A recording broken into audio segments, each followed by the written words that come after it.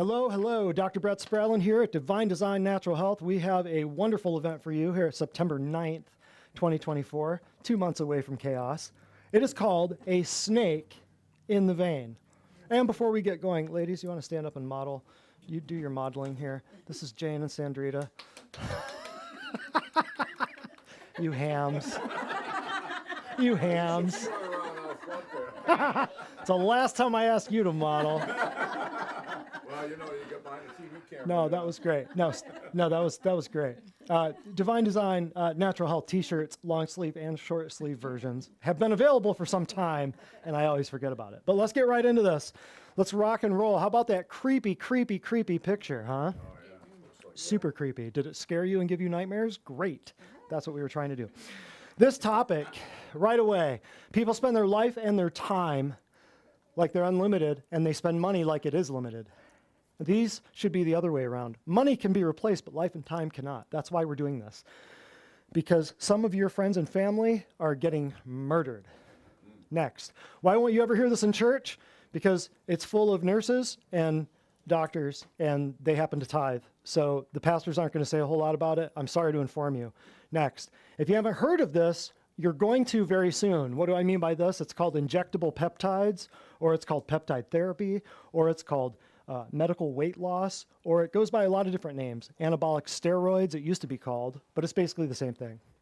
And expect your friends and relatives to be very, very excited by all of these new miracles and miracle drugs that are going to appear on every street corner very soon. They're already starting. They're already here. Just a few years ago, if you remember, people were running for the exits to get away from all the needles. Now a new generation of independent injectors is popping up all over the country to deliver intravenous or IV therapy via needles. And both products are created by who? Same companies. Isn't it wonderful? Everybody's falling for the same old trick. We're just not calling it vaccines anymore. We're calling it peptide therapy or injectable peptides. What's the big example that everybody should be able to point out of an injectable peptide that everyone has heard of in the last couple of years? There you go, Ozempic. Yes, but this goes way beyond Ozempic. We'll get to it. Weekly and monthly peptide injection membership subscription facilities are opening daily. For just a few $100 a month, you can get regularly injected venomous peptides from all kinds of critters injected right into your own bloodstream. You will hear them called natural, but I assure you tonight you will understand that they are anything but natural. See also some of these. DDNH 096 is a snake in the... Oh, and this is $199, by the way. This is next month will be our 200th wellness workshop.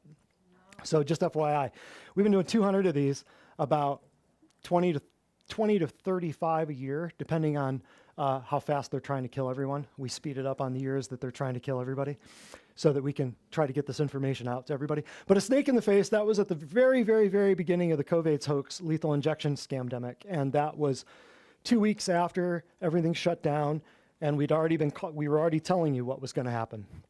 That was a snake in the face, not to be confused with today's, which is a snake in the vein. And the snake in the face was, here's your face, here's a snake. And I related the story of how that same week I had a massive problem with my throat. So I literally had a snake in my face. 114 was Darkness to Light, part 6. You might want to know that to understand biblically where this is all heading. Shotpocalypse 148, that is all about the insanity of everything that is coming through a hypodermic needle. Number 169, that's the insanity of everything that's coming through a hypodermic needle at the kids.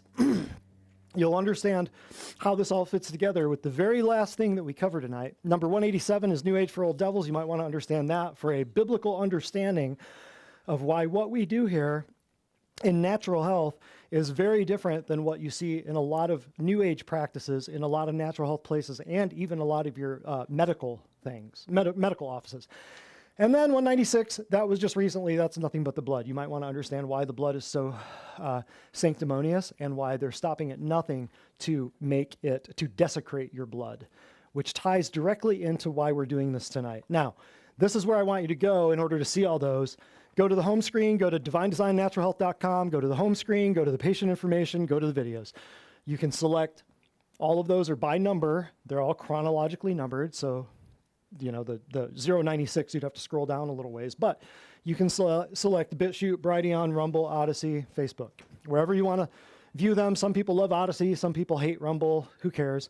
Go to whatever thing you want to watch. And we've uploaded it to 5 different platforms so they can't censor us any further than they already have. Right here, I want you to see this 2 minute and 32 second. I told you we weren't getting out of here till midnight. It's a 2.5 minute trailer of a movie that ties together a lot of things that we're going to be talking about tonight. It's called Limitless, starring Bradley Cooper. This movie came out in 2011, and you will be shocked to see some of the things that we tie this into. Go ahead and roll it when you are ready, Jonathan.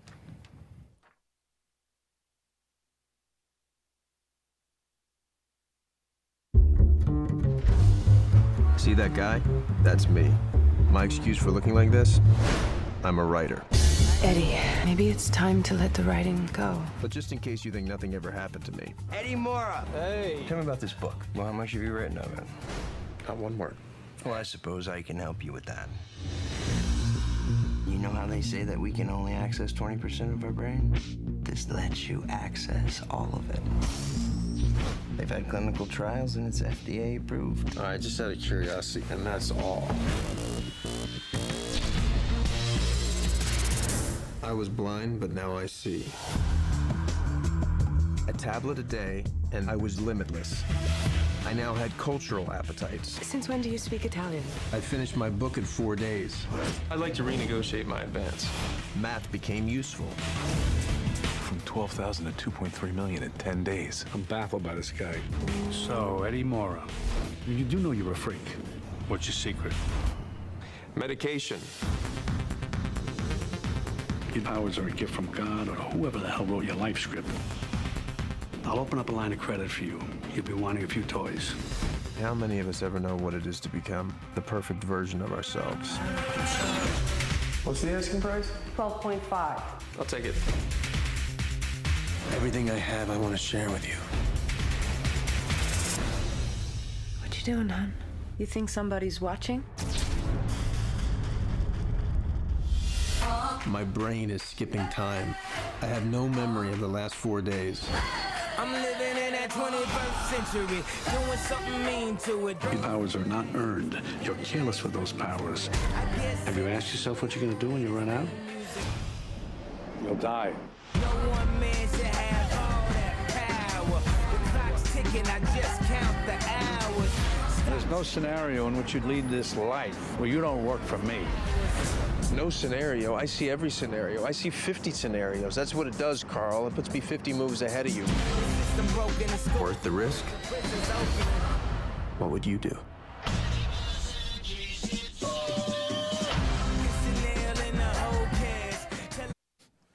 So there you have it. It's a miracle drug. There you have it. Miracle drug. It's clinically trialed. It's FDA approved. You can use all of your brain. You're basically God. You live forever, basically. You know everything. What's your secret, he asks? Medication, right? This was 15 years ago almost. You heard him say you can become the perfect version of yourself. The drug in the movie, by the way, is called NZT-48. Not to be confused with AZT, which was the AIDS drug. So just keep that in mind, NZT-48. We'll talk about that later on. But the program has already been set for people to want drugs that will give them superhuman abilities. Remember that. Remember. And what was the original lie?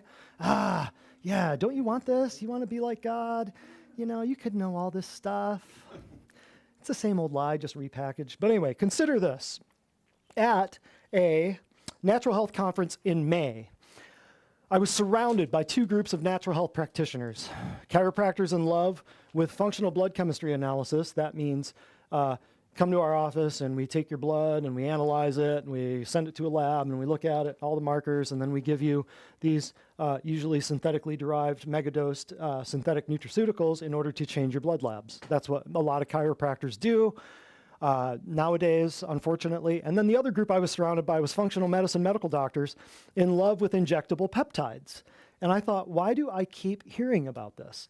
Another way you can describe these is also known as synthetically derived human and animal products injected into your body via a needle. That's what an injectable peptide is. You already know many people who are on these. I'll prove it to you later. Then later on at the Bitcoin 2024 Nashville conference, just in July, I witnessed dozens of people rolling up their sleeves to have IV drugs pumped into themselves while sitting in an exhibition hall with hundreds of people walking by. I couldn't believe what I was seeing. I'll explain the lunacy of this later on. Next. At a conference in August, a top natural health practitioner that I know, he's a wonderful guy, love him to pieces. He's been practicing for a long time. He's helped a lot of people. However, he had recently received a hip replacement. And a few others that I talked to had started administering natural peptides to their patients. All of these are at Natural Health. These are other people that I know that are all doing this. That same top practitioner also has a Quest Diagnostics blood draw facility in his front office. Does anyone in here know what a Quest Diagnostics? Like, there's basically two lab companies in the United States. One is called Quest Diagnostics and one is called LabCorp. So if you get your blood analyzed, or you get a blood poll, or your blood draw, or a blood lab, or a blood panel, whatever you want to call it, you're going to be going to one of those two places. It's either a Quest lab or it's a LabCorp lab.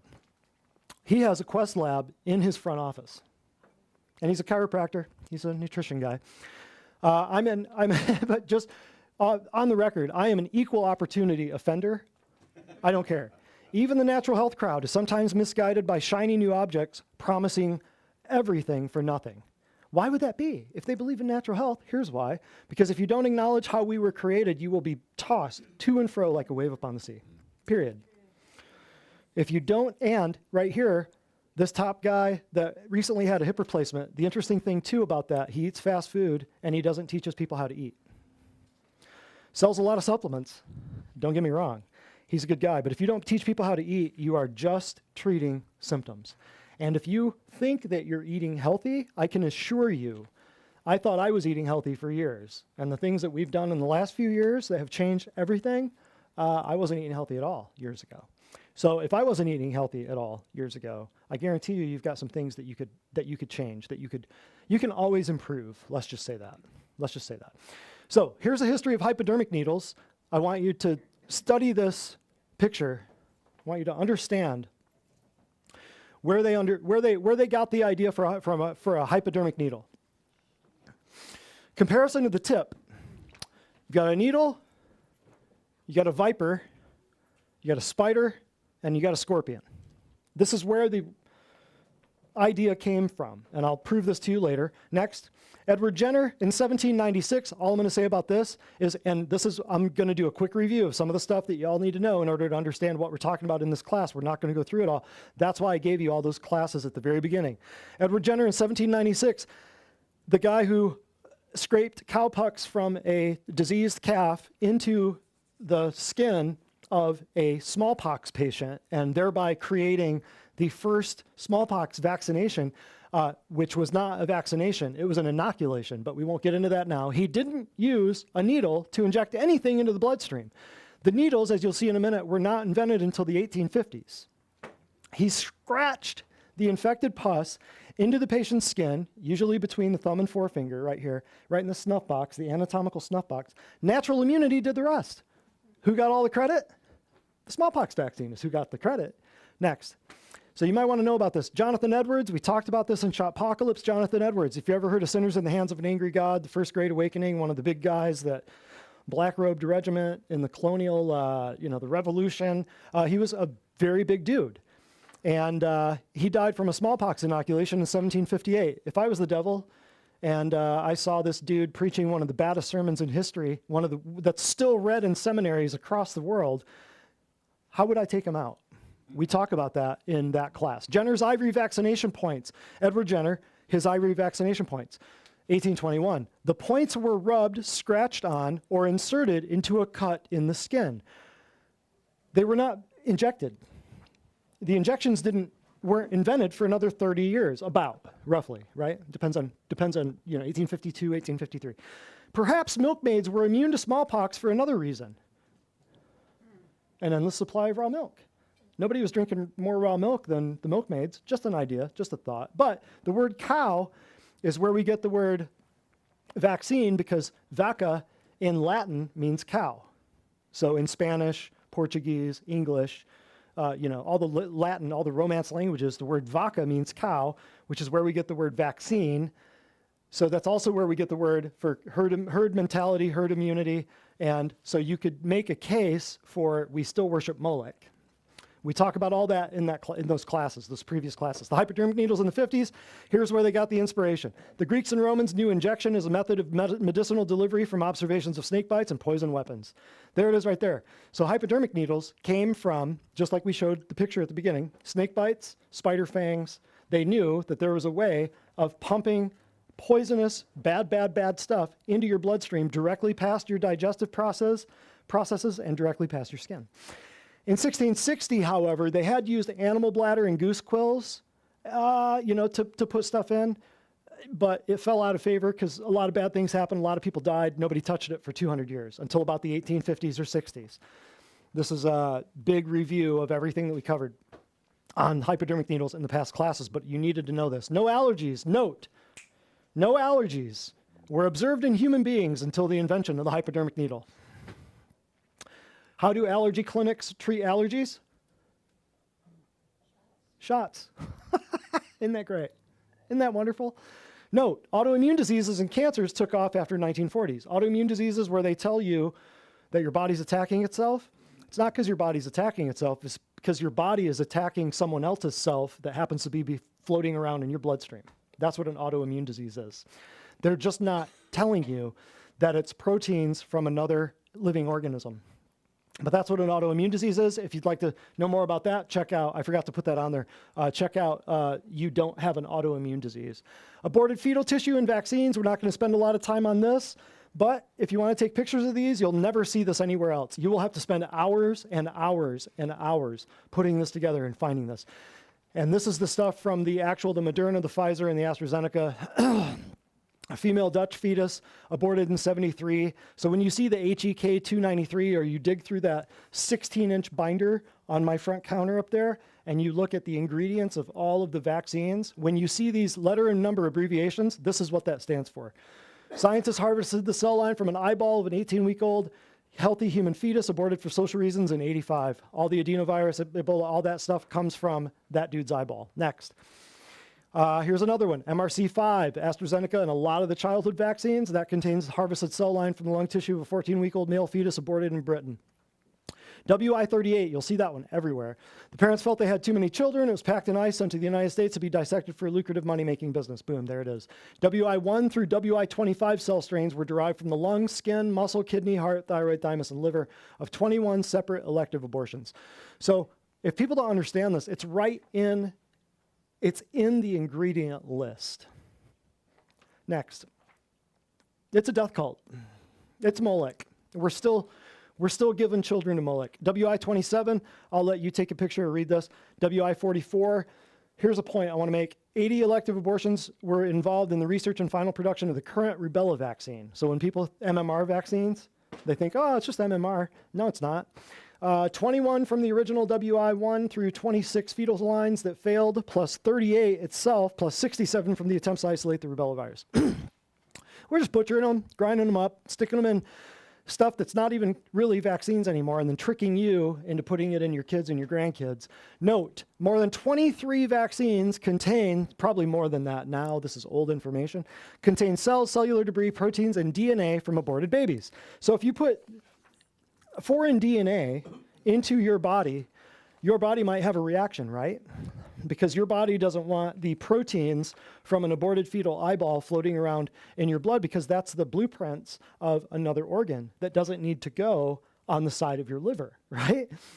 So it would be like a tornado blowing into a town and destroying everything, and you've got blueprints laying all over the place, right? You've got pieces of the bank laying over here in the fast food joint, and you've got pieces of City Hall laying over here in a piece of blank real estate. So you've got pieces of stuff all over the place. That's not good. Your body having all these different pieces of different beings, human or not, having all these different genetic blueprint material, pieces of genetic blueprint floating around in your body's going crazy, trying to stop all this stuff from being recreated inside your body. That's what's going on with autoimmunity. You're never going to hear it said like that, but that's what's going on with autoimmunity. Oh, go back to that, Jonathan. The very last part. Some of the additional organism used in today's shots, and this not just vaccines, this is your peptides. This is what we're getting into. Include rabbits, guinea pigs, insects, mice, goats, cows, horses, sheep, other humans. Isn't that great? Remember in the Nothing But the Blood class when we talked about the harvesting of plasma? Where does the plasma go? They harvest the plasma, and then they sell the plasma to who? Pharmaceutical companies. What do they do with it? Right here. Other humans and untold numbers of microbes and plants. So quick commercial break. Come on up, Sam. Everybody give Sam a warm round of applause. She's going to do a commercial for us. All right. This patient said, I used to weigh 220 pounds. I was very sluggish, anxious, and depressed. I couldn't bear even waking up in the morning, and I used to just sit around all day long. I now weigh 153, and I feel more energized, less anxious, and ready to get up in the morning and very happy. So, pretty cool. No medical weight loss injections required. Celebrate straight pride. It's natural. It's worked for thousands of years. You can make babies. I'll stop being a conspiracy theorist when the rich and powerful stop conspiring. Don't ask why I need an AR-15. Ask why an IRS agent needs one. Cows are not the problem. Well, nobody. Well, I thought that was funny. Okay, fine. Review from previous WellWorks events. So just in review, vaccines serve the depopulation agenda. You might want to check out the eugenics agenda, Knee Deep in the Apocalypse. That's another class where we talk about some of the stuff. For 150 years, medicine has had all of the ability to help people, but instead, what has it done? It's carried out its primary objective, to make everyone sicker. We'll show you that too later on. There's a difference between inoculation, immunization, and vaccination. People don't know that. All at once, needles contain, all at once. Every time you get poked, watch. Needles contain all 5 physical chemical stressors to the human body. They have food particles, they have bugs, meaning bacteria, virus, whatever, fungus, parasite, right? They have metals, they have chemicals, and they create scars. What do I mean by that? When you puncture skin, you get scars. Next. Needles and patches bypass the body's primary defenses found in the digestive tract and skin. Even epidurals can leave a scar felt by women many years later. So just one poke of an epidural, I've had numbers of patients where I'm adjusting their low back or something like that. And they go, oh, that's right where I got my epidural from 20 years ago or 30 years before. They still feel it. See also tattoos, fillers, Botox, anesthesia, steroid shots, allergy shots, intravenous IV therapy. The list goes on. Anything that pierces your skin is patterned off of a venomous reptile, does not belong in your body, is not natural. I don't care who tells you otherwise. You'll see what I mean. Sharps containers are now commonplace in nearly every public restroom or office. Why? Why is it every gas stop, gas station, truck stop, every whatever, amusement park, any theater you go to, any movie theater or anything, these are everywhere. Why? People are so sick, they have to inject themselves in public regularly. What do? They're not going to throw the needle in the trash. They got to have one of these laying around so you don't get AIDS. That's how sick we are, right? It's crazy. So going forward, assume that mRNA or something even worse, we won't get into that now. We preached about it all of 2020, 21, 22, and 23. Assume that something bad is in everything injectable. Then nothing natural comes through a needle. If I had a nickel for every time somebody called here during 2021, 22, asking about, do we do homeopathic vaccines? Vaccine shedding is a real phenomenon. Public pools, public places, public saunas, jacuzzis. Not only are you poisoning yourself with the chlorine, or your kids or grandkids are going to the water park, but they're floating around in that chemical human juice soup of pee, poo, breath, sweat, of everything coming out of those bodies, which has drastically changed in the last 4 years. It's not what it used to be. Needles are patterned after venomous reptile fangs. We talked about that. The snake, I don't know if I need to review that with this crowd. I think everyone here knows the snake is a cursed critter. See your own Bible verses on poison and snakes, but let's just suffice it to say they're never positively recommended, nor would it be positively recommended to put their venom in your body. But, as you'll see, medicine thinks it's a wonderful idea. Recognize the caduceus in your hospitals and proudly displayed on the name tags of your medical atheists. What is the caduceus? This right here. People think, oh, it's Moses' snake on a pole in the desert. Nope. The caduceus is the traditional symbol of Hermes. Who's Hermes? Greek god. The Romans would call him Mercury. And features two snakes winding around an open and often winged staff. It's often used as a symbol of medicine, especially in the US. Ancient sources associate Hermes with a variety of attributes, an ancient pagan demon god, right? Including wisdom, trade, deception, thievery, eloquence, negotiation, and alchemy. Deception? This is the symbol of medicine in the United States? Pinch me, I must be sleeping.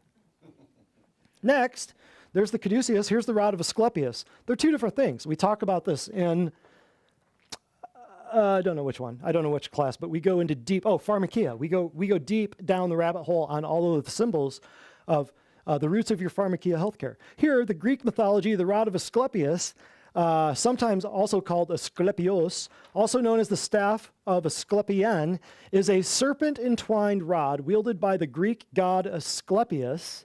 I don't know the Roman translation of that. I don't know. Deity associated with healing and medicine. Well, at least he's a good guy. In modern times, it's the predominant symbol for medicine and healthcare, although it's sometimes confused with the similar caduceus, which has two snakes and a pair of wings. Isn't that great? That's what your medicine's based off of. And then going into, let's go to Ozempic website first, my friend. But let's go first there. So so just keep that in mind. Like everything, if you were to, tell people that our medical health system is an ancient snake worshiping demon cult, they might look at you funny, but it's right there in black and white. So let's just show, this is the #1 blockbuster drug in the United States. This is projected to be the biggest drug in history. So go up to the top there, Jonathan, so just so that we can see like what all this is. Are you zoomed in? Oh, we'll zoom out. Yeah, there you go. So there's the homepage of the biggest blockbuster drug, projected drug in human history. All right? Scroll down just a little bit so you can see when this comes up, they want you to see the important safety information. I won't spend a whole lot of time on this, but right here, Ozempic may cause, don't share your Ozempic pen with other people. It's an injectable. Even if the needle has been changed, you may give other people serious infections. So we're completely, we're making this okay. Everybody's injecting stuff. You can too. Here, sign up. So here are the side effects. It says right on here, may give you cancer, right? Don't use it if you've ever had multiple endocrine neoplasia syndrome type 2, MEN2. Have you ever had medullary thyroid carcinoma, MTC? Well, don't use it then. I mean, how many people? This is so ridiculous. This is the main website, the main web page of the biggest drug that's going to be the biggest drug in history. Like they are pushing this for grade school kids. This is unbelievable. And I've shown this many times, what we're about to see, but scroll down and just don't tell anybody, or don't tell your healthcare provider if your head falls off. But all of this, these are all the symptoms. You can scroll. We're not going to spend a lot of time on this. But this is the list of side effects. Possible side effects. Kidney problems, kidney failure, serious allergic reactions. What do we say about allergies? Where do they come from? Needles. Where do latex allergies come from? Watch you don't have allergies class. Gallbladder problems, it just goes on and on. Now, next thing, go back to the picture you were on, Jonathan. So I've shown this a couple times in class. I think just at the very end where people ask me about something, I said, just Google it. Quick Google search. Google Gila Monster, Gila, and Ozempic. And this is the first thing that will come up. It was inspired by Gila Monster venom. Here are some other drugs with surprising origins. Many of the drugs we use today started their journey from bench to bedside in a computer. In silico means they created it in a computer. But this is certainly not the case for all drugs. Indeed, many have exotic origins, including the blockbuster drugs Wegovy and Ozempic, which were inspired by the venom in the Gila Monster. So you could tell people that American healthcare is an ancient, demonic, snake-worshipping medical cult that sacrifices humans and babies, and they might think you're nuts, but they're beginning to show their cards. Let's look at this. The history of the hypodermic needle, causing people to squirm since ancient Rome. Nick Snelling traces the hypodermic needle's history. I just want to show this to you. This is a funny, well-written article. I thought, Nick Snelling, I'm going to share the world. I'm going to share this with the world. This is really good. It's short. I'll read through it. History of the hypodermic needle. Whether it's an anesthetic, blood test, so this is how most people think, okay? And he's very, I love the way he wrote this. Whether it's an anesthetic, so think dental procedures where they numb something, that's anesthesia, okay? Anesthesia is pain, an is no, so anesthesia is no pain. Whether it's an anesthetic, a blood test, insulin, a vitamin shot, or a vaccination, he lists them all right there. At a base human level, something feels instinctively wrong about having a long, thin piece of metal stuck deep into your flesh. And yet, in allowing physicians to administer medicine directly into the bloodstream, the hypodermic needle has been one of the most important inventions of medical science. Our resident health humorist, Nick Snelling, sets out to uncover which sadistic sawbones we can thank for the idea. So sawbones, witch doctors, right? Witch doctors. No, witch doctors. No, witch doctors. Witch doctors. Typically, it was the Romans in the beginning. The word syringe is derived from Greek mythology. See the theme? Chased to the edge of a river by the god Pan. What was another name for the god Pan? Satan. That's where the word pandemic comes from, is the god Pan. Chaos, Pan, Satan. A rather chaste nymph by the name of Syrinx magically disguised herself as water reeds. Determined, Pan chopped the hollow reeds off and blew into them to create a musical whistling sound, thereby fashioning the first of his fabled pipes. Taking that concept of hollow tubes and having observed how snakes could transmit venom, the practice of administering ointments and unctions via simple piston syringes is originally described in the writings of the first century Roman scholar Cornelius Celsus and the equally famous Greek surgeon Galen. It's unclear if the Egyptian surgeon so-and-so was a fan of either of their scribblings, but 800 years later he employed a hollow glass tube for suction power to remove cataracts from people's eyes. Syringes get modern. In 1650, while experimenting with hydrodynamics, Blaise Pascal, a lot of people know him, invented the first modern syringe. His device exemplified the law of physics. It became known as Pascal's law, which proposes blah, blah, blah about pressure. It wasn't until 6 years later that another guy, Sir Christopher Wren, took the concept, made the first intravenous experiment, combining hollow goose quills and pig bladders. Remember, we talked about that. A kennel of stray dogs and enough opium to fell a herd of elephants. Wren started injecting the hapless mutts with the milk of the poppy. Isn't this great? We were sacrificing animals back just to see what it would do. See? Remember in Nothing But the Blood, I think it was, when we came up with this huge list of all the gifts medicine has given us? Animal sacrifice and human sacrifice were at the top of the list. Boom. Let's try it again. Enter the Irish doctor Francis Rind in 1844. First ever hollow steel needle. He used it to inject medicine subcutaneously and bragged about it in an issue of the Dublin Medical Press. 53, depending on who you believe, it was either a Frenchman or a Scot who invented the first real hypodermic needle. The French physician Pravitz adapted Rand's needle to administer a coagulant in order to stem bleeding in a sheep by using a system of measuring screws. However, Scottish surgeon Alexander Wood, who first combined a hollow steel needle with a proper syringe to inject morphine into a human.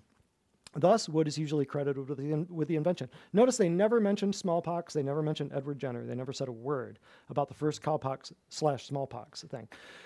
Over the following century, the technology was refined and intravenous injections became commonplace, whether in the administering of pain relief, penicillin, insulin, immunization, blood transfusions, and needles became a staple. Ha! No pun intended. By 1946, Charles Brothers Birmingham Glassworks Factory began mass producing the first all-glass syringe with interchangeable parts. Then, 10 years later, after sterilization issues in reused glass syringes had plagued the industry for years, a Kiwi guy named Colin Murdoch applied for a patent of a disposable plastic syringe. Several patents followed. The disposable syringe is now widespread. Can we get rid of the ouch factor? Maybe one day. So, is there a future beyond wincing every time the doc jabs you with a needle? Turns out there is. In 2013, an American chemical engineer proposed his prototype microneedle. Like a nicotine patch, it's made of 400 silicone-based microscopic needles, each so skinny they can deliver any medication through the skin without triggering pain nerve cells. So far, the tests on mice have worked out without a single squeaking ouch. So, with any luck, they'll be at general practitioner clinics very soon. Isn't that great? So, they're going to phase out the needles and go with patches. Next slide, or next next thing here. Venomous snake fangs inspire new microneedle drug delivery system. Isn't this great? Let's read through this one real quick. This is wonderful. This is so This is so inspiring. For several years now, we've been hearing about microneedle patches that deliver medication less painfully and more safely than hypodermic needles. A new take, and this article is from 2019. A new take on the technology allows them to work better by copying the structure of venomous what? Snake's fangs, of course. Makes sense. Medicine, right? The most existing patches incorporate an array of tiny needles on their underside, those needles being made of biocompatible water-soluble polymer that's loaded with a given type of medication. When the patch is pressed against the skin, the needles penetrate its outer layer. They subsequently dissolve, releasing the medication into the bloodstream. Not only is the procedure painless, it also poses less risk of infection than hypodermic needles. Plus, it produces no hazardous sharps waste. See, we get rid of that, right? Additionally, because the medication is typically freeze-dried or otherwise non-liquid, the patches remain effective even after being stored at room temperature for long periods of time. So, shelf stability. That said, freeze-drying the medication can be time-consuming and complex, plus a lot of medications are more effective in a liquid state. Given that fact, scientists from several Korean research institutes looked to the venom delivery system utilized by rear-fanged snakes. As opposed to the hollow fangs of front-fanged snakes, the fangs of these reptiles have an open groove along their exterior through which venom rapidly flows via capillary action. So let's just look at this picture here. Look how small compared to the human finger. And each one of these little things is a little reservoir of medicine, if you want to call it medicine, right? Then next thing here, new medical stamping patch inspired by, this is pretty much the same thing. There's this one sentence in here I want you to see. Pretty much the same thing. This is 2019, reported in a different periodical, but a research team has invented a medical stamping patch inspired by rear-fang snakes. Right here.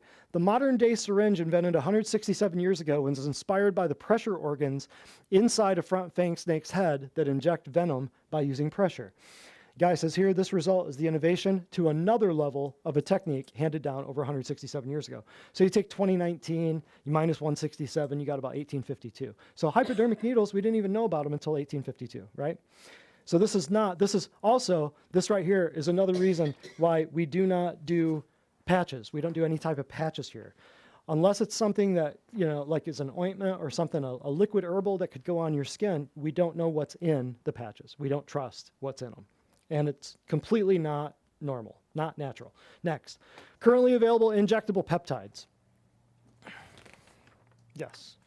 Currently available, here's some of them. What do these look like? What do some of these names look like? Remember the little movie that we watched at the beginning? NZT 48, right? So these are the ones that you'll hear of. ABP, ARA 290, cerebrolysin, P1141, NZT 48, anybody, right? TB4 is a thymosin beta 4. There's a synthetic variant called TB500. TB4 was initially isolated from bovine thymus gland extract in 1981. We use bovine thymus here. What's the difference? It goes through your digestive tract versus injectable peptides that go directly into your blood. Thymulin, I won't read all this stuff, but some research shows that thymosin may increase your body's natural T cell production, which helps you fight infectious diseases and cancers, right?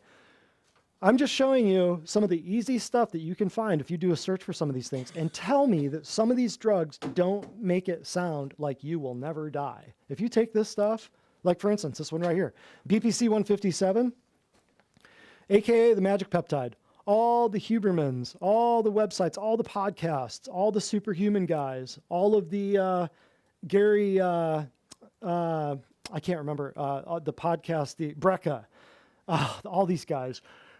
Even RFK is shooting peptides. All the people you know in Hollywood, politics, they're all giving themselves snake bites. I'll show you what I mean later on. BPC 157, the magic peptide, is a biohacking fan favorite for its potential to improve brain function, boost gym gains, improve joint pain, heal gut inflammation. Animal studies suggest this peptide may also promote angiogenesis, the process in which your body makes more blood vessels. BPC, what's it stand for? I'm so glad you asked. Body protection compound was synthetically engineered in the 90s after being isolated from human gastric juice. Sounds great, doesn't it? Dexa, or dihexa, not to be confused with DEXA scans. Don't get those confused. People concerned about their risk for degenerative diseases like Alzheimer's, dementia, and Parkinson's. Think about this. This is a market. This is billions of dollars right here. Everybody's scared to death of Alzheimer's, dementia, and Parkinson's, right? People would line up around the block to take this in an injectable form, right? Users claim dihexa increases mental stamina, improves problem-solving skills, manages depression, boosts memory. Remember the NZT48 in the movie? It's like, what if you could use all of your brain instead of just 10%? Banned recently. Experts swap it to cerebrolysin. No big deal. Oh, because the FDA banned a bunch of these back in 2023, but I'm just showing you some of the stuff that's still around. Next. GHK copper, GHKCU, a lot of people call it. Boosted popularity in anti-aging skincare treatments. Is also thought to be a powerful antioxidant, may support wound healing, reduce inflammation, enhance skin regeneration. So all your plastic surgeons are going to be using this. Originally isolated in human plasma. Interesting. Human blood. We isolated it in human blood. So where do we harvest it from? Still available in a lot of skincare products. So when you read and you learn that some of your skincare products have aborted fetal stem cells in there and GHKCU, it was isolated from human plasma, understand why it's in there. Next. I know. It's very uplifting, isn't it? AOD 9604 is beloved by bodybuilders for its purported ability to speed up metabolism, burn stubborn fat, and amp muscle growth. Look at this. And melanotan, people gravitate towards this peptide to deepen their tan. I mean, it just doesn't stop. You can inject anything. Isn't it great? So, do any of these, or do all of them, sound like NZT48? Yeah. All right. So, commercial break. Everybody yell at Sam for a quick commercial break. All right. We're This patient said, I had been on a dairy-free diet for the past 12 years. Having any dairy products would cause me loose stools, pain, cramps, bloating, and urgency to go to the bathroom. Now I know it wasn't actually the dairy causing the problems. It was the good gut stuff, all the nutrients, that was cooked out of the pasteurized milk. My stomach couldn't handle it. I am now drinking raw milk with absolutely no problems. So, just what we were just talking about. We were just talking about it. So, snake in the vein. Meme time. A new bird flu vaccine is available for everyone who hasn't died from the COVIDs. Line up for the new bird flu vaccine. That's me right there. I'm in the way back here. I'm wearing the black right there. That's me. Today's weather has scattered aluminum, patches of barium, and a fair chance of ethylene dibromide with polymer fibers. People who want to change, people who want change. What you are not changing, you are choosing. Read that again. I love that. It's very simple. One does not simply trust the government. It's a very famous line from Lord of the Rings. Okay, what are peptides? I'm so glad you asked. We're halfway through this thing, and we're just defining what peptides are.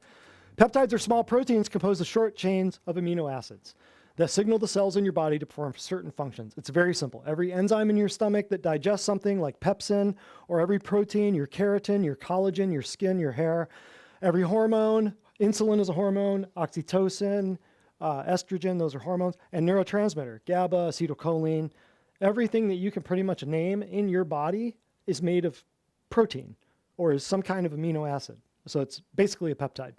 Then here, we're going to run through there's going to be a lot of reading here coming up. I'll just hit the high spots.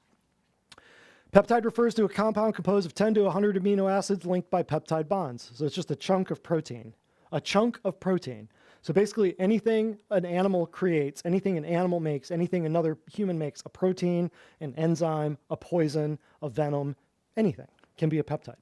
Has a history of more than 100 years since its discovery and has been used as a medicine for more than 70. Bold stuff is important. You might want to take some pictures. I put a lot of information in here so people can watch this on their own, slow it down, speed it up. Peptides are naturally occurring. I love when they say naturally occurring. They are naturally occurring.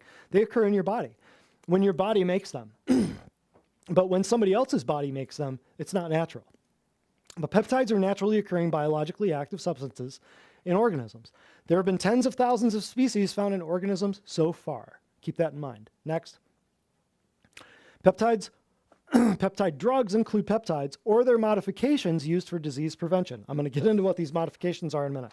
According to their functions, peptide drugs can be divided into peptide vaccines, anti-tumor peptides, antiviral peptides, peptide-oriented drugs, cytokine-mimic peptides, antibacterial active peptides, diagnostic peptides, etc. They are mainly used for the treatment of diabetes, tumors, asthma, allergies, hepatitis, AIDS, and other diseases. These are right from some peptide manufacturing and peptide providing practices. So what is the problem with this statement? Think critically, use what I've taught you over the years. They are mainly used for the treatment of what's this problem?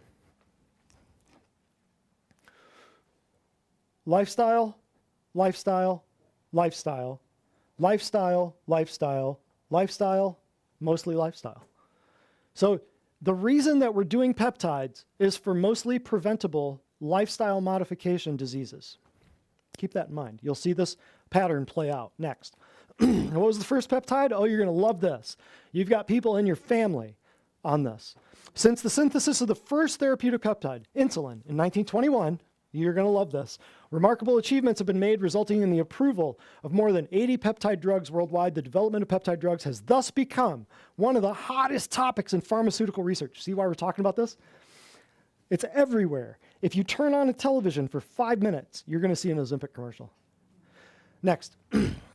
Here we go. Love this. First half of the 20th century witnessed the discovery of several life-saving bioactive peptides, such as insulin and adrenocorticotropic hormone, which were initially studied and isolated from natural sources. Insulin initially isolated. I'm going to read all this.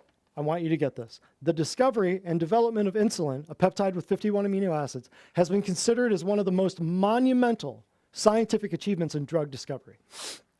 It was first isolated by Frederick Banting in 21 and further developed by another Frederick and Charles Best, and was already available for patients with diabetes mellitus just a year after its first isolation. How did that happen? Isn't that interesting? It was available for patients with diabetes a year after its first isolation. Isn't that timing very interesting? Keep reading. 23, insulin became the first commercial peptide drug, has since benefited thousands of diabetes patients to date. However, the production of, I want you to catch what they say here. The production of human insulin during the 20th century, so the early 1900s, right, could not keep up with the high market demand, and animal-derived insulins, such as cow and pig insulin, dominated the insulin market for almost 90 years until they were replaced by recombinant. What's the problem with this last statement? What was happening in the early 19th century, early 20th century, the early 1900s? Huh? Why was there such a demand for insulin? Because everyone was poisoning themselves with refined, processed carbohydrates, foods of civilization, so they had a massive need.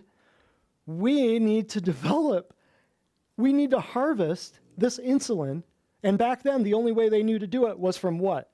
Cows and pigs. So that dominated the insulin market for 90 years, pumping cow insulin and pig insulin into people's arms for 90 years. I wonder if that had any effects on people's health.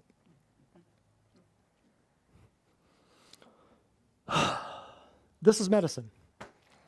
And people say, witness the discovery of life-saving bioactive peptides when it's a monumental scientific achievement that we figured out how to fix people's ability to gorge themselves on fake food over 100 years ago. Isn't that shocking? And now we have diabetes specialists and endocrinologists and whole entire sections of hospitals that just focus on diabetes, while the vending machine and the cafeteria are still running like the printing press, you know? But you still have people in your life. You go to church with them, you sit next to them, they're at your job. You have people that go into the bathroom every day, do one of these, pinch themselves and poke themselves, stick that needle in a sharps disposal, and they have no idea that they're killing themselves with their own fork. And they're paying astronomical amounts of money to be able to give themselves a snake bite every single day. They have good insurance. The insurance is killing them. Next. It's unbelievable. Note, and go back to that last one real quick, Jonathan, I want to cover. When you see this word, recombinant, until they were replaced by recombinant insulin. Tricky word. What does recombinant mean? Here it is. Next. Recombinant DNA molecules are DNA molecules formed by laboratory methods of genetic recombination, such as cloning, that bring together, I love it, that bring together genetic material from multiple sources, creating sequences that would not otherwise be found in the genome. So when you see a recombinant DNA or a recombinant mRNA vaccine or product, you know that recombinant means they are combining a genome of bacteria and plant, or a bacteria of plant and animal, or a bacteria or a recombinant genetics of animal and human. Recombinant. So, is the human genome being destroyed? And replaced with what? Something that is not made in the image of the creator. Next, so recombinant. Remember that word, you'll see it. Peptide therapy is a more general term that refers to treatment with peptides, may include injections, may include oral stuff, or topical skin care products. Some of the products that you have in your bathroom are peptide products. They are encapsulating into lipid nanoparticles now some peptides to cross through your skin and get into your bloodstream, FYI. Why are peptides popular? Well, I don't know. Why is everybody doing it? Peptide injections are a method of administering peptides into the body for maximum absorption. You can use a syringe, or you can do an IV to administer it, ensuring a proper dosage and efficacy. But other dosage methods, you can snort it, you can do a patch, or you can shoot it orally. I mean, it's endless. You can do both at the same time. Peptide injections are the most popular.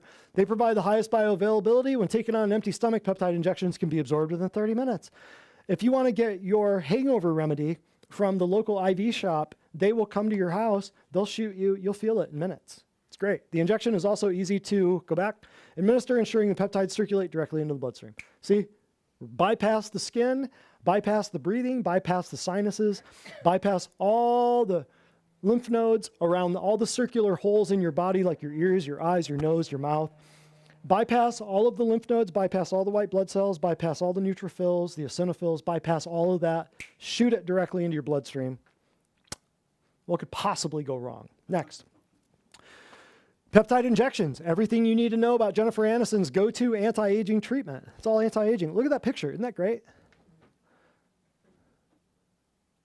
The hypodermic needles in the background. It's a snake bite. There's 5 snake bites right behind her. Isn't that great? Next, we're not going to read through this article, but it's basically all the chicks who are getting all of the facial stuff and all of the youthful aging treatment. It's all snake venom. It's nuts. Do they work? It's natural and safe. It's a safe alternative to anabolic steroids. This is right from some of their own websites. Makes a popular treatment for bodybuilding and weight management. Here are some benefits. Look at this. NZT48, NZT48, NZT48, NZT48. Look at that. Who wouldn't take these? They basically promise that you're going to live forever. Isn't it great? Next. But only about 33 non-insulin peptide injections are approved by the FDA because more research needs to be done. You think they're going to do it? Yeah, they're going to do it on you. There are about 170 peptides in the clinical trials in the pipeline for efficacy and safety with more in preclinical studies. Read that as thousands. Next. You don't have to convince many athletes and bodybuilders about the efficacy of peptide injection therapy.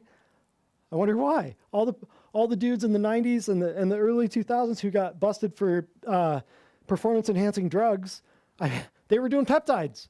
And as science improves and more clinical studies are complete, more peptide injection treatments will be available. Isn't this great? Hallelujah. Thank God for medicine, right? Isn't this wonderful? They're just going to keep coming out with this garbage. There are 100 peptide drugs on the market worldwide focusing on the treatment of chronic diseases such as lifestyle, big lifestyle, accounting for more than 80% of the total. Top 8 blockbuster peptide drugs. You've heard of these. Trulicity, Ozempic, octreotide, Copaxone, snake venom, not sure, snake venom.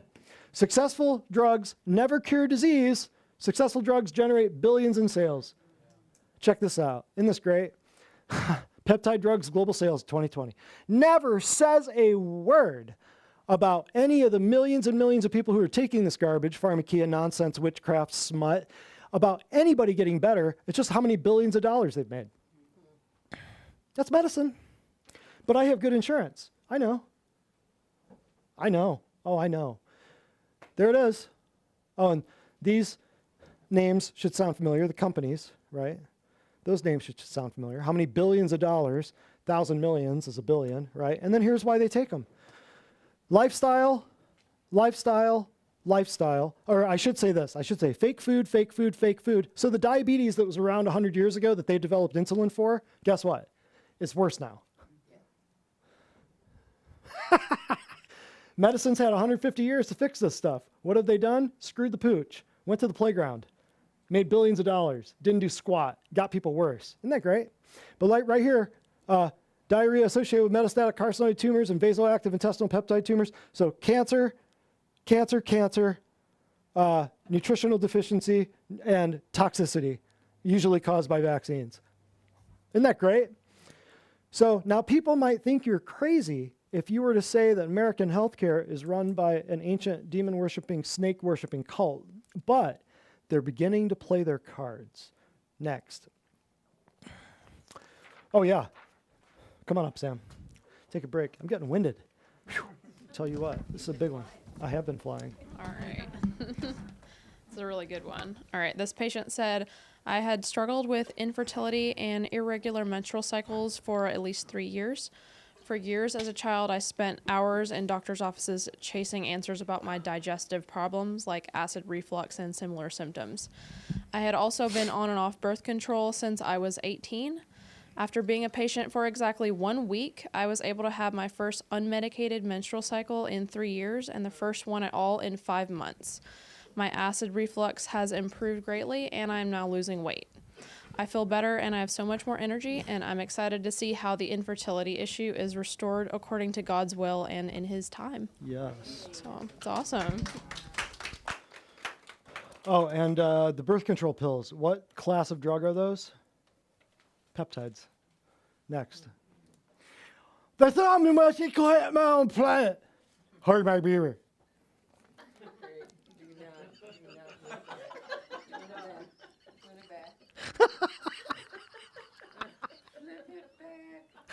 Oh. Just raise your hand if you don't get that one, because I'll explain it. I'd love to have to explain that.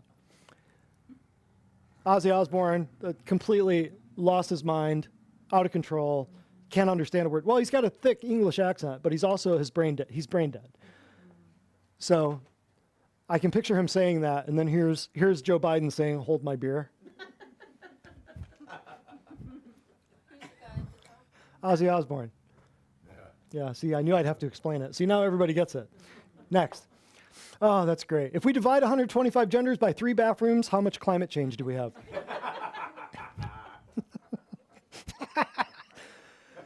People in the 60s, I better not say that or the government will wiretap my house. People today, hey, wiretap, do you have a recipe for pancakes?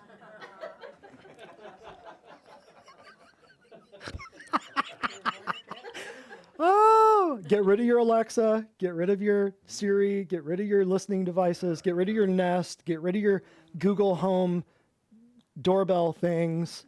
Ah, unbelievable. Type it into Google. Why censorship is important, necessary, important for us, good in schools. Old George says, Benjamin, get the musket. Finally got the food pyramid figured out. Remember when the colonists stood in line to register their muskets? Me neither. Whew, I tell you, what a time. It's wonderful to be living through this is the most wonderful apocalypse I could have ever imagined. And it's an honor to be traipsing through the apocalypse with y'all. How are injectable peptides developed? Well, that's a good one. In order to enhance the stability of the protein structure, researchers are committed to the optimization of stability by modifying the structure. Makes total sense, doesn't it? We modify the peptides, including the following methods. Transforming the peptide into a cyclic peptide, so that means the peptide is a straight thing. Now we curve it and we make it a circle. We attach the end to the beginning, almost like a snake eating its own tail. We modify the amino acid backbone, so we change the amino acids in the thing. We insert unnatural amino acids. What kind of amino acids? Unnatural ones. Isn't it great? Replace individual amino acids, and we conjugate it with polyethylene glycol, which is another way of saying antifreeze, lipids, lipid nanoparticles, and proteins. So in turn, peptide drugs have prolonged half-life, increased stability, and reduced injection frequency. So if we can get you on some injectable peptides, brother, we got you. And it'll keep working because once we put it in you, it never comes out, right? You can't unvaccinate somebody. So where do they come from? Well, let's go to this bioactive peptides, synthesis, sources, applications, proposed mechanisms of action. We're going to go through an actual journal article. I'm going to show you. You don't need to know all the big words, but when people always, they're always ready to go, well, I need a peer-reviewed journal article from a white paper. Here is one. That's what this is. I've read a lot of these over the years. I find most of the peer-reviewed white paper journal articles to be absolute rubbish. Absolutely trying to prove a point that doesn't even need to be proven. Such as, you know how much money we spend on doing research articles, doing research studies to prove that red meat is good for you or to prove that vegetables are good for you? I mean, it's ridiculous. Whereas they will do all kinds of studies to figure out the effects of this drug so that we can make more of the drug. It's ridiculous. So I give a lot of journal articles I don't even waste my time, because in 99% of the time, you can look at who wrote the article, you can see who paid the authors or what kind of financial interest the authors had, and you can kind of guarantee what the outcome is going to be before you even read the article. But let's just walk you through this right here so you can kind of see the lunacy of just one article. And this was written in February of 2022. Or I shouldn't say this was submitted, this was published in February of 2022. Who knows when they wrote it and who knows when they submitted it. But bioactive peptides, how do we synthesize them? How do we source them? How do we apply them? And what are the mechanisms of how they work? Scroll down a little bit to the abstract right here. Peptides are a group of biological molecules normally buried in the structure of parent proteins and become active after the cleavage of the protein. You break it apart. Other groups of peptides are actively produced and found in many microorganisms and the body of organisms. Many groups of bioactive peptides have been marketed chemically or recombinantly. What does recombinant mean? It means bug, plant, or plant animal, or animal human. It's recombinant. We recombined it. This article reviews the various production methods, the applications of antimicrobial, antihypertensive, lifestyle disease, cholesterol lowering. That's a big problem, opioid, and anti-obesity. So everything that they're looking for is ways to fix symptoms of malnutrition and toxicity, right? Next, so let's go down to the third paragraph under section 2.1. Just go down to 2.1. Right here. So third paragraph right here. Many bioactive peptides, such as biogenic, opioid, immunomodulatory, all these different kinds, can be produced by enzymatic hydrolysis of foods, such as milk, animal and fish meat, corn, wheat, soybeans, and eggs. What does that mean? You get a lot of peptides by breaking apart foods like milk, animal, fish, corn, wheat, soybeans, and eggs. You know how I enzymatically break apart my food? I swallow it. So see where the stupidity of this article is going? So instead of just eating these foods, they're saying, why don't we take these foods, enzymatically digest them with other enzymes from other critters, and then take the soup, figure out how to mass produce it, put it in a syringe, and let you inject it. Unbelievable. That's the stupidity of medicine. Now, just to show you how stupid, scroll down to 3.1. And see, these things are like 15 pages long. They say nothing. They talk forever and they say nothing. However, I want you to see, so your kids are going to college right now, or your grandkids are going to college to learn how to read these papers. And then they're going to go to grad school or get their master's or PhD to learn how to not read these papers, but write these papers. That's what they're doing. And that's where I learned to read all of this stupidity.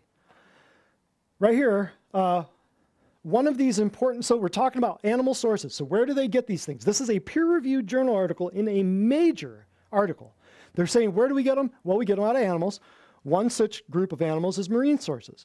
One of these important sources is the use of proteins and body wastes originating from animals to produce bioactive peptides. These peptides are the product of the enzymatic hydrolysis of animal proteins. Blood is an important and rich source of animal protein that's readily available and abundant in slaughterhouses. Other animal sources of bioactive peptides includes red meat and aquatic animals. There's growing scientific evidence that many hydrolyzed peptides and proteins derived from marine sources, including what?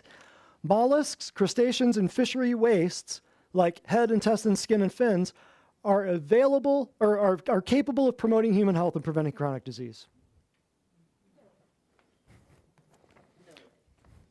That's in the research article. Trust the science. Thank you for getting that. Okay, so let's just show you. Go to 3.1.2, down just a little bit to the milk section. This is ridiculous. I just have to show you. Dairy products such as milk. So remember, this is animal sources, and then it said meat, or it said marine animals. Now we're at milk products. Dairy products like milk and cheese are ideal options for extracting animal bioactive peptides, as can be seen from the fundamental role of milk from an early age, where it acts as a source of protein and nitrogen for young mammals. It can be concluded that milk is a valuable substance in terms of protein contents. But it's illegal to buy raw milk in, 25 states? But they're telling you that every mammal in the world feeds its young milk. The protein in milk have important properties such as antibacterial, oxidant, and immunoprotective. The number of these properties is increasing every day. As we do more research on milk, we learn that raw milk has everything in it necessary. So what was the first adulterated food? Let's cook the crap out. Let's boil the milk. Let's make everybody afraid of bacteria. Let's boil the milk. Now we've created denatured, screwed up proteins in the milk, so when people drink it, they're going to have these problems and reactions and gut problems, and then they're going to think they're allergic to what? So the number of these peptides is increasing every day, and recently special attention has been paid to the chaperone role of casein proteins in milk. Regarding milk peptides, opioid peptides in milk have been reported to have morphine-like properties on the central nervous system. What did people do for thousands of years for pain? Mammal milk, isn't it great? Cattle. It's so easy. But see, we spend all this time trying to figure out ways to bypass the original creation. Yeah. Unbelievable. Third paragraph down. Today, animal hosts, where is it? Such as, I love this. So where's all the other milk stuff coming from? Animal hosts such as camel, mare, female horse, goat, sheep, and buffalo are used to extract proteins and peptides from their milk. What do you think they do with them? They use them in ways to figure out how to make mass-produced more peptides, and then it ends up in your veins or the veins of your relatives.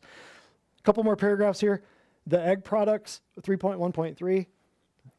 There you go. This is unbelievable. From both nutritional and medical, remember how they loved milk? Here they love eggs. From both nutritional and medical perspectives, researchers' view of egg proteins and peptides extracted from the source is very promising. Opinions on eggs are that they are not just a basic nutritional source. For example, a decade ago, you had this peptide from eggs that was chemically synthesized and observed to have an ACE inhibitory activity. You know any of your friends or family who are on ACE inhibitors? It's a class of drug, blood pressure drugs. In addition, the resistance of this peptide in the GI tract has raised hopes for the use of these peptides orally. Due to its rich source of amino acids and long shelf life, egg white protein powder is currently used in many sectors of the food and pharmaceutical industries. Major efforts have been made to extract egg peptides through enzymatic digestion. In this way, enzymes such as pepsin, thermolysin, chymotrypsin, alkylase, and trypsin have been used. The total weight of the egg white protein is the lysozyme. Egg white lysozyme is a rich source of biologically active peptides such as antimicrobial, anti-cancer, immune regulatory, and anti-hypertensive. Right there, it's saying eat real eggs. Isn't that nuts? Just like earlier, it was saying eat raw milk, drink raw milk. Let's look at the meat products. This is going to blow your mind right here. This is ridiculous. Due to the indiscriminate consumption of red meat in some communities, most people today are trying to talk about the disadvantages of this useful food. unaware that this substance is a rich source of essential amino acids, folic acid, B12, and iron for the human body. So they just sold me on eating grass-fed beef, right? But why is it so difficult? Why is the news, why is everybody else telling you the 3 things you don't want to eat: red meat, raw milk, and eggs? So that's just a side note. I just wanted you to see, not only are they telling you what's good, but they're also telling you how they harvest it and why they harvest it from these sources. You're going to love this. Peptides derived from red meat have been shown to exhibit properties such as antioxidant, antimicrobial, and antihypertensive activities. Once again, why wouldn't I just eat the stuff and let my body sort it out instead of letting you cook it up in a primordial soup and then sell it to me in a syringe? Let's see. For the first time, Arihara et al., that means a bunch of dudes, a bunch of researchers, noticed this activity in peptides derived from porcine skeletal muscle protein, so pig. I don't recommend that. But in addition to porcine, this biological activity has been observed in beef protein-derived peptides. Antioxidant activity of peptides derived from red meat should not be overlooked. It's found that there's 2,700 milligrams of carnosine, blah, blah, blah, yada, yada. Yeah, let's go down to the next one. Forget it. 3.1.5, venom peptidomics. A cure for the death trap. Oh, we're looking for the cure for the death trap in snake venom. Isn't this great? Scientists' view on many things has changed today. One of these cases is venom, a composite that mainly includes peptides and other substances. With new uses being discovered for peptides today, some researchers are trying to figure out more applications to assess this hidden treasury by identifying the different components of venom. You might have remembered in New Age for Old Devils, I went to a website that's no longer there, by the way, Venom Tech. It's a company that makes venom for 3 industries. What are the industries? 1, pharmaceuticals. 2, pesticides. And 3, cosmetics. After separating the active component and performing some other studies, such as sequencing and structuring the active part, it'll be possible to study more applications of the discovered component. Efforts in this area have intensified to the point that researchers are trying to build a library of expressed sequence tags related to the venom glands of various animals. Studies are expensive, but they're worth the benefits. It'll be discovered in the future. So we're writing a research article saying that venom, let's utilize the venom of poisonous reptiles for human health. Now, if you were to tell people American healthcare is based on an ancient demonic death cult of snake worshipers, they might think you're crazy, but they're beginning to play their cards. Okay, so here's the takeaways. That's it. That's all. Is that the most time you ever want to spend in a research article? Yes. Takeaways. Fish, milk, eggs, and meat, the original foods, are spliced and diced to later be injected into the bloodstream. Animal wastes and other questionable compounds provide the raw materials. Remember, this is all injectable peptides. That whole article was peptides, where do we get them? Why not just eat the real food? Every reason given for studying these compounds is to treat a preventable lifestyle disease. I told you, you were going to see this pattern over time, right? Next. This right here shows you the molecule brand name, such as what's a Vivostat, Epitox, the drug. Then this is the species origin of the venom toxin. So here's a Brazilian lancehead snake. Here's a common lancehead snake. Here's a Brazilian lancehead. How is it produced? Purified from venom, purified from venom, purified from venom. That one is a whole venom. That's a bee venom. And then how do we use it? If you're having an acute cerebral infarction, chest pain, which if you watch my heart classes, you know what chest pain actually is. Sudden deafness. I'm so glad we have a snake venom injection for sudden deafness. Pain associated with osteoarthritis. So this down here, Epitox, if you've got osteoarthritis and multiple sclerosis, they might inject you if you're having pain. So here's just a short four drugs that are derived directly from snake venom. Oh wait, there's 5 more. This is a synthetic derived from a leech. This is a synthetic derived from a Jararaca pit viper. This is a purified from the venom of a Chinese cobra. This is recombinant, meaning 2 different critters, European medicinal leech, and synthetic from a Jararaca pit viper snake again, enalapril, Vasotec, Capitan, Angiomax. You know people who are on these drugs. There's 5 more. Oh wait, here's 5 more. Pygmy rattlesnake, that's great, that's a synthetic. Gila monster lizard, remember we talked about that? That's a synthetic, that's the Baeta. There's commercials for that one I've seen. Bidurion, that's a synthetic Gila monster lizard. Isn't it great? Type 2 diabetes, isn't this wonderful? Oh, and 3 more. Look at that. This is just a short list of some of the drugs that some of your relatives are on. Agristat, Prialt, magical cone marine snail. It's a synthetic. You can't make this up. You can't make this up. So there's a short list. Just make sure you forward that to Uncle Bob when he starts arguing with you about how his medication is life-saving. Then here, last paragraph screenshot. Many bioactive peptides from bacteria, fungus, plants, and animals possess therapeutic properties such as snake venom, which is considered a vascular endothelial growth factor analog. There it is. That's from another article. So the conclusion here is there's a bunch of therapeutic peptides have reached the global market today, the worldwide market today, sorry, hate that word, but it's a quote. And hundreds of peptides are undergoing preclinical studies and clinical development. So these peptide drugs have been applied to a wide range of diseases, such as lifestyle. Considering their huge therapeutic potentials, market prospects, and economic values, we expect therapeutic peptides to continue to attract investment in research efforts and to achieve long-term success. What that means? Money, money, money, money, money. Next. Production of bioactive peptides, there it is again. The most widely used most widely used animal proteins are eggs, milk, and meat. Bioactive peptides from plant sources are typically soy, oat, pulses like chickpea, beans, peas, and lentils, canola, wheat, flaxseed, and hemp seed. Remember, these are bioactive peptides. You're not eating them, you're injecting them. Where can I get these wonderful concoctions? I am so glad you asked. I thought you would never ask. Here it is. There's a lot of money to be made in facilitating a hookup between peptides and curious parties. So with the rise of telehealth, you can find a doctor who's bought into the peptide hype and proudly advertises these services. One such telehealth company is rather bold in its publicity. Weight loss, fat burning, faster recovery. It's the magic solution you didn't know you needed. Or in other words, what if you could use 100% of your brain? NZT 48. You provide them, all you got to do, give them basic info. You pay $350, you get a consult via phone or video conference. Their partner pharmacy ships you the experimental drug directly to your door for self-injection. What could possibly go wrong? Then, oh yeah, and don't forget, these enterprising, fabulous entrepreneurial individuals will also come to your home, your business, your hotel, your event, or your party. Get your friends together. Group discounts are available. Call right away.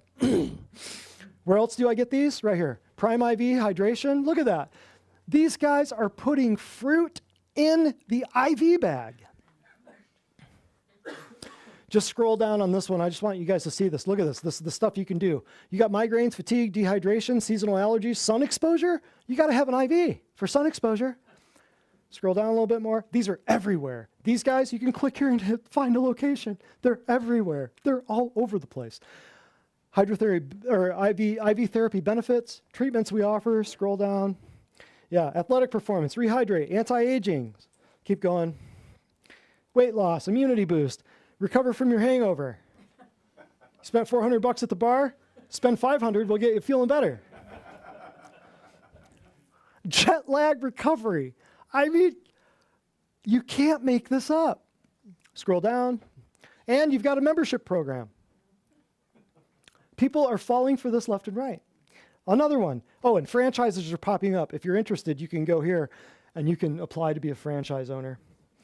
So next one, drip hydration. I want you to see this. This will blow your face off. I can't even believe this. Just scroll over the in-home services here just for a minute, Jonathan. Vitamin IV therapy. You can go to, just go to the right on that one and watch what pops up. All your vitamin hydrotherapy. All the dehydration. Oh, that's where you are right now. Okay, we'll come back to this. Go to ship to you. Watch this. Scroll down to ketamine therapy. Anybody hear of ketamine therapy? Yeah. You can order this. It gets shipped right to your door. You inject yourself.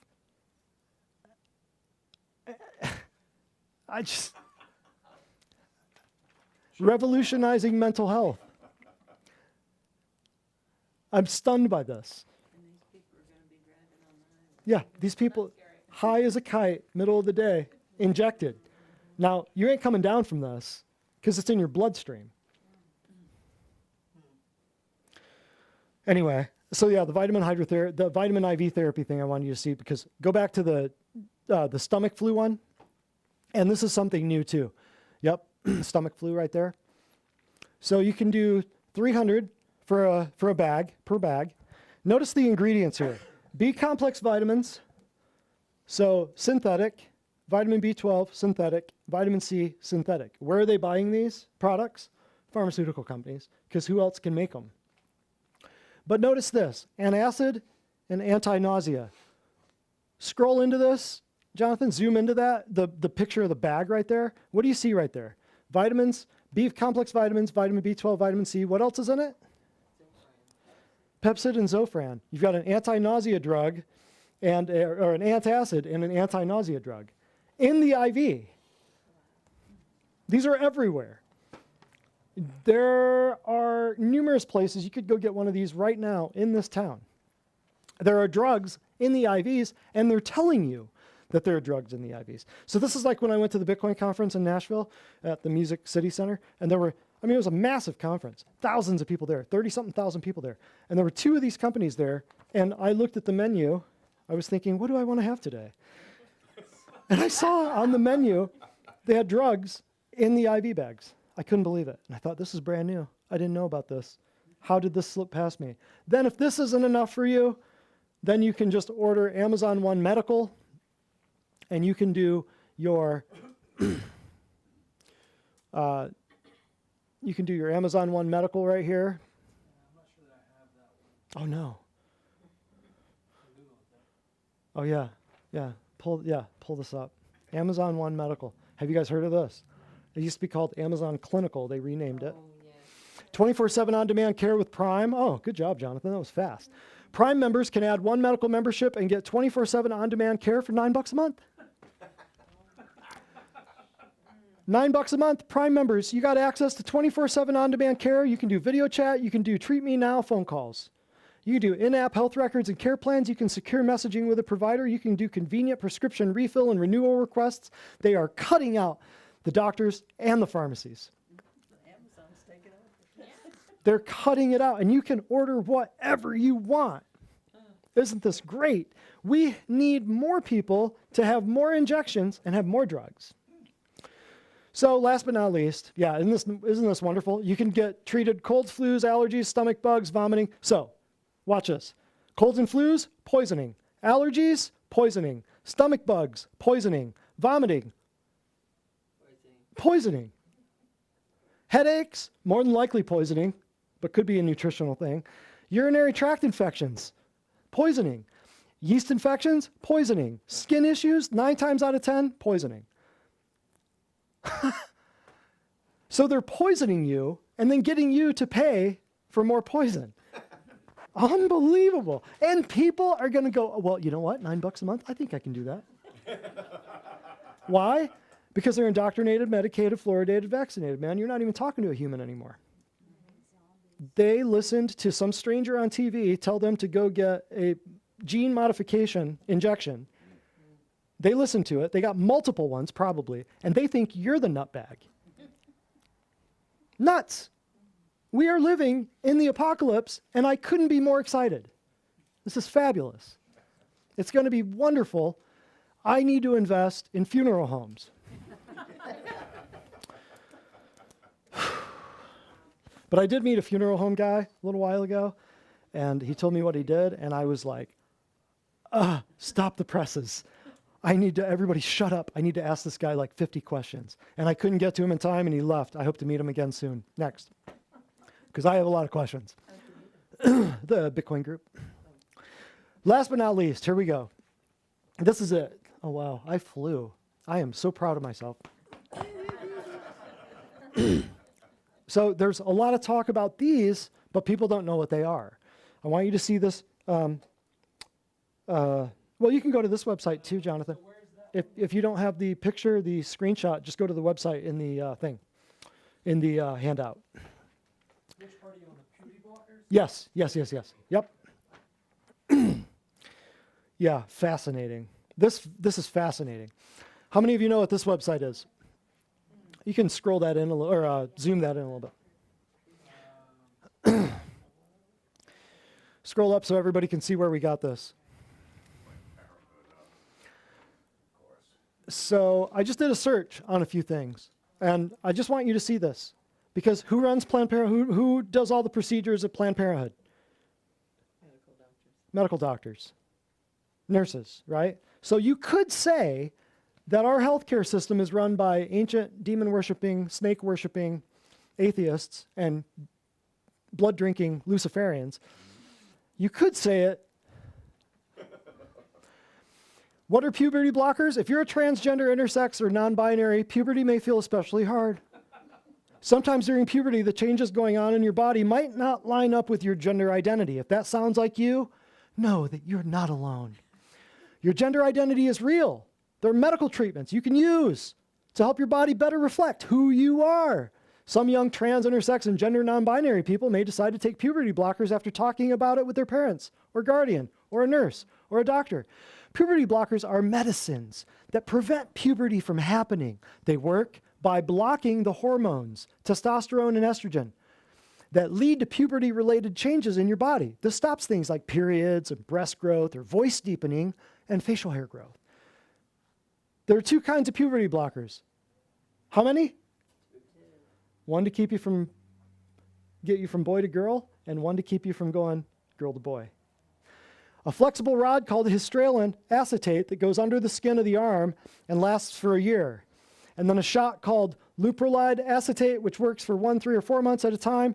And anti-androgens are another kind of medicine transgender girls and non-binary folks who are associated with male at birth can take to lower the levels of testosterone in their bodies. You got one to stop you from becoming a girl and one to stop you from becoming a boy. So tell me again how many genders there are? 2. So finally, I just wanted you to see this. So finally, here's in review. Puberty blockers are also called hormone blockers. They are also known to be peptide therapy.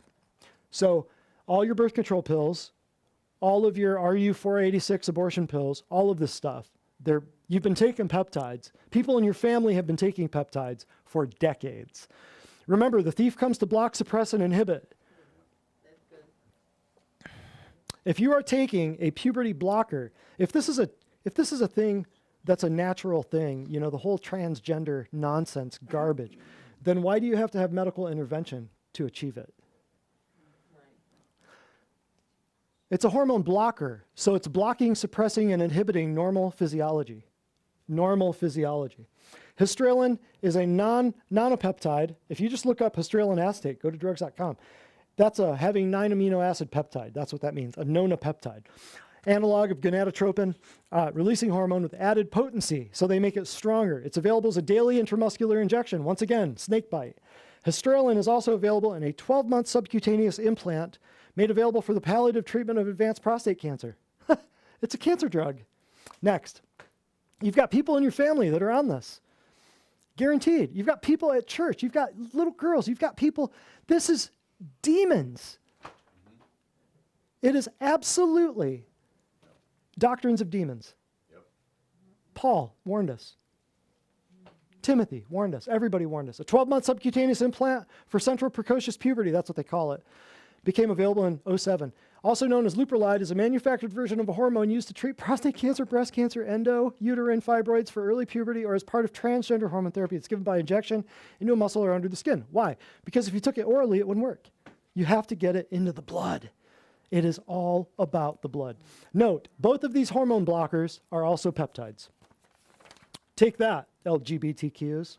Now, what is happening here? This is the final slide. CDC has changed the childhood developmental milestone guidelines earlier this year for the first time in 20 years. What do I mean by that? Go ahead. The CDC changed the milestones to reflect what 75% of children are now able to do at that particular age. So if they used to be able to walk by X amount of time, now they're pushing those things out. What's happening? Why? Why would they do that? Just think about this. They had to change the developmental milestones because not enough children were meeting the milestones. What could possibly be happening where the children are getting less coordinated and stupider? They're not able to transmit language as quickly. They're not able to crawl or walk. What could possibly be happening where we would have to change this? I don't know. Let's read on. Rolling was moved from 4 to 6 months. Crawling was removed completely. Walking was moved from 12 to 15, and in essence, they moved many of the milestones from 12 to 2 years, from a year to 2 years, and from 15 months to 30 months. They doubled the time. What could possibly be happening that would dumb the kids down? Next. Previously, a child was expected to say their first word by 12 months. That's been pushed to 15. Previously, a child was expected to say 2 to 4 word sentences by 24 months. This has now been changed to 2 words. Previously, a child was expected to have a vocabulary of 50 words by 24 months. That's been dropped to 30 words. Now remember, these are our friends at the CDC.